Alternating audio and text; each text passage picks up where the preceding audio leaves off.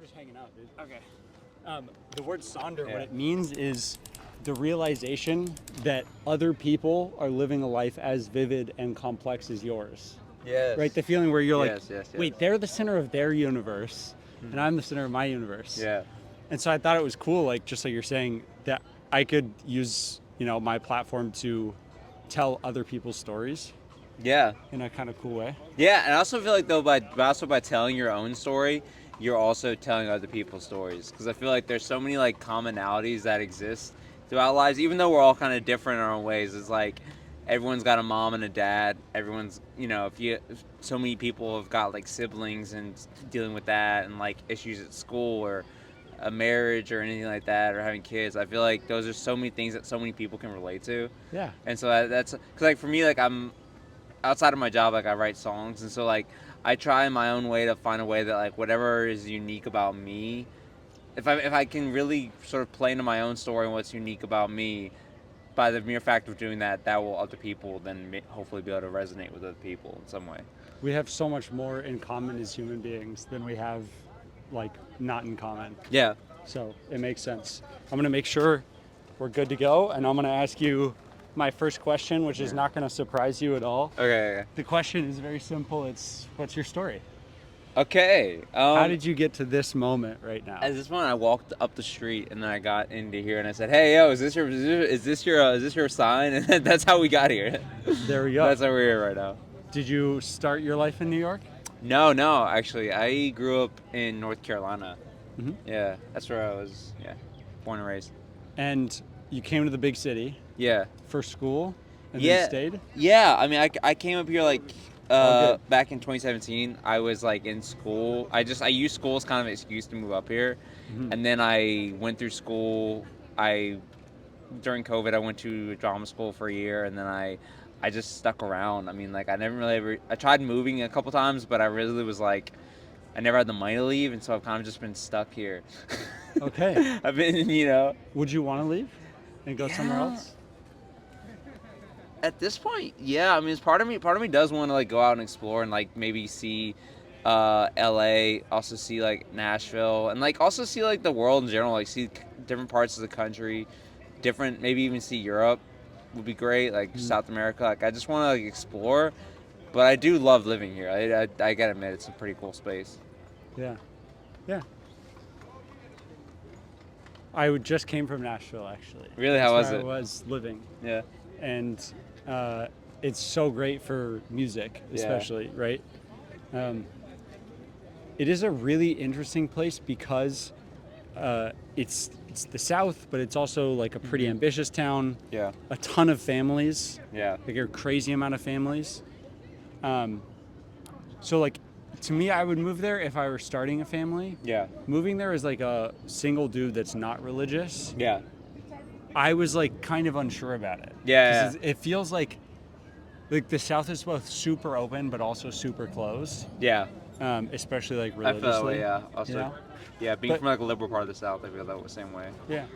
But music-wise, like, proximity is power. Like, that's why I'm here, is I'm obsessed with business. And so if I could just walk into like and knock on people's doors or sit in a park and meet people, then I want to go to the place where there's the most amount of people and the most amount of ambition, Yeah. which is going to be a place like here. Yeah.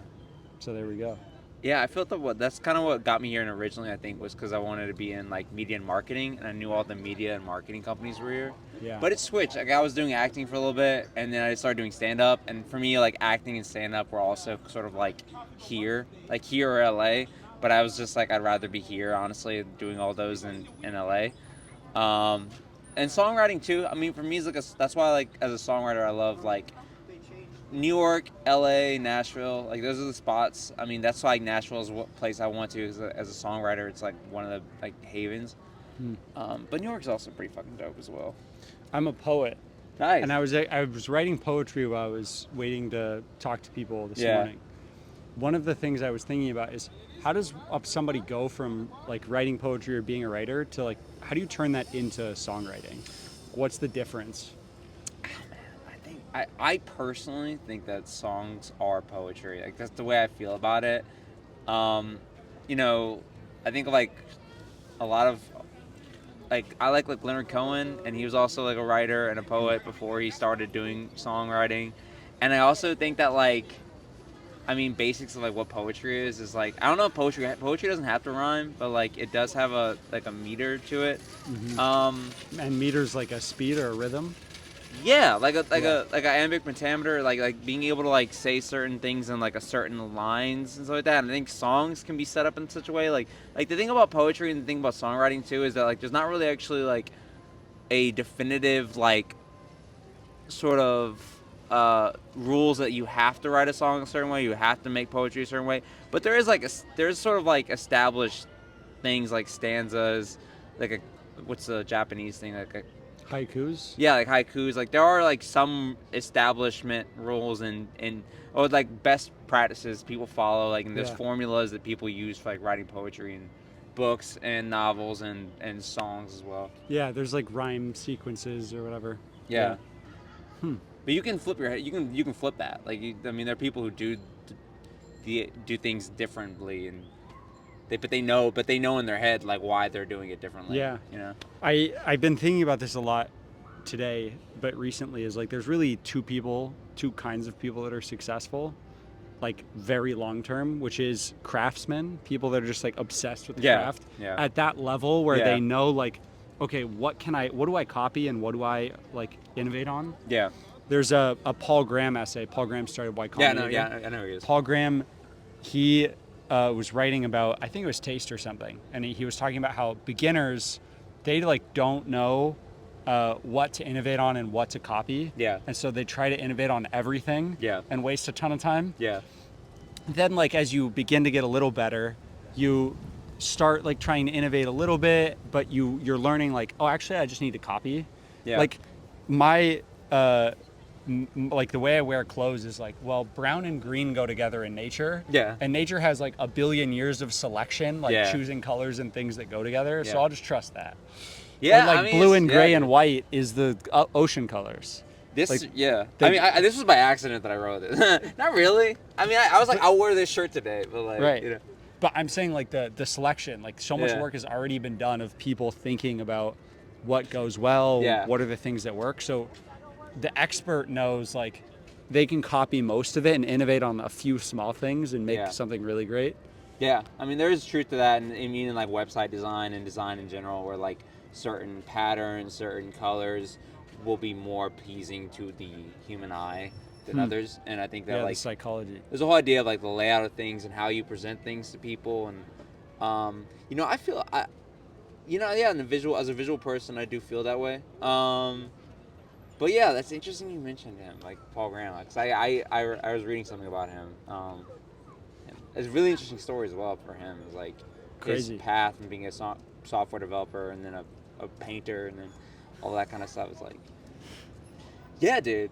We'll go craftsman. Yeah, he just like was so obsessed with craft. I feel like personally, because like my dad just retired like a week ago, and I found this out, like he's like a master carpenter. So he spent like 30 years at this job. Like he started this job the year I was born.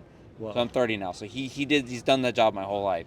And like it's crazy to me to imagine like how many hours he spent making as a carpenter, like making things. And like he wouldn't probably consider himself like an artist or like a craftsman, but like that's kind of what he is. It's like that to me is amazing that you could spend that long, you know, making things and like working with your hands. I feel like you get such a great understanding of something when you spend that long working on it.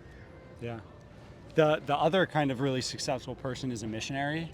So like Sarah Blakely as an example, like was super unhappy with the like women's clothing options, and she started Spanx. Yeah. And it like she worked really hard. She was a craftsman on that, but like it was a mission, you know. And so she went really hard and was able to go really hard and really far because like it was so emotionally resonant, so important, you know? I think you need to have that. Have to. Yeah. I feel like long-term wise, you need to have some connection to something beyond just like the immediacy of making money because, you know, it's never about money at that level. You know, I think because the truth for me is that we do things for different reasons. I think that in some instances you're doing something because you have an immediate need and you need to have that immediate need fixed. But then I also think there's other times where you like because right now that's what I'm trying to do in my life is like I'm trying to really get myself to connect myself with whatever I'm doing in a very like emotional sense, because that's kind of what I discovered is what makes me sort of act on things, what makes me kind of drives me to keep doing things. And so, yeah, if a person's got a fucking mission of like they're like I'm gonna make $100 million and donate half of it to charity, like this charity I love. It's like I think that those people tend to, yeah, you gotta have a mission, man. Like it's something to really like push you through all the difficulties that you're gonna face. Yeah. 2 more questions. Okay. I just want you to give me like your gut reactions to these Okay. questions. The first one is, what's the most meaningful problem in the world to you?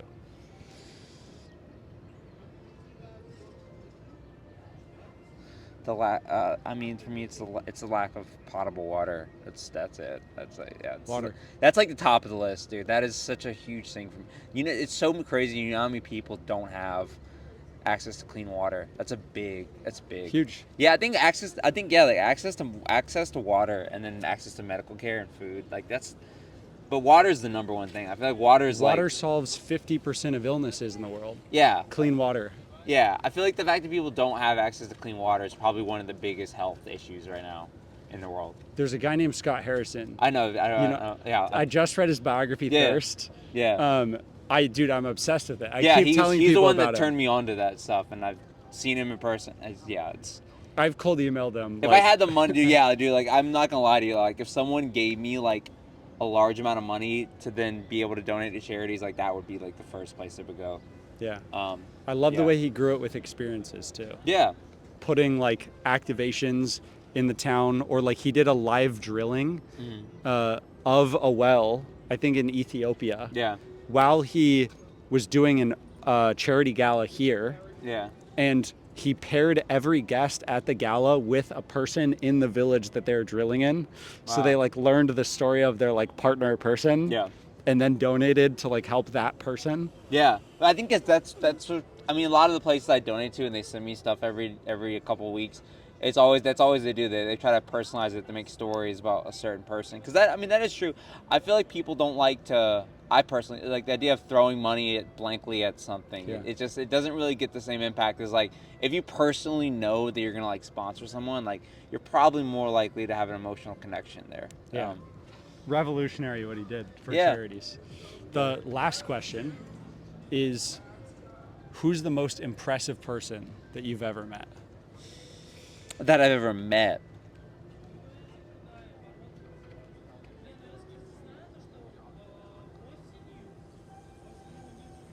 There's a lot of people that I am impressed by, but the people that I've actually met, I haven't met some of these people, but I've been like in the same room with them and seen them from afar.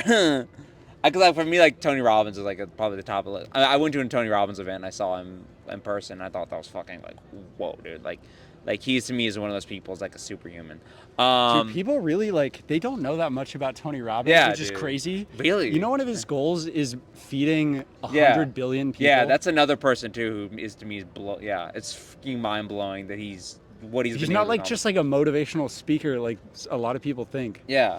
100 billion people, that's more than 10 times the amount of people on the planet. Yeah. That meals that he's giving out. Yeah.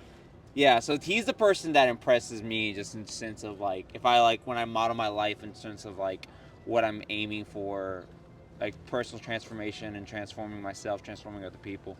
He's definitely he's at the pinnacle right there. There's just so many people I am admiring, but I never met them. I'd love to meet Matthew McConaughey. Would love to meet him. I would love to meet Brad Pitt. I would love to meet Billie Eilish. I'm reading her book now. I would love to meet her. She seems like a pretty cool person. But impressive wise, I'm talking about Tony Robbins because it's someone who's done so much and given so much back to the world. So that's a big one. It's a big one. I love it. Yeah, dude. Connor? Yeah, man. Nice to meet you. Pleasure, bud. I'm Pleasure, James. bud. Absolute pleasure, James. Thanks for stopping by. Yeah, dude. Thanks for having me, man. That was fun. You read a lot. I do. I'm an obsessive reader.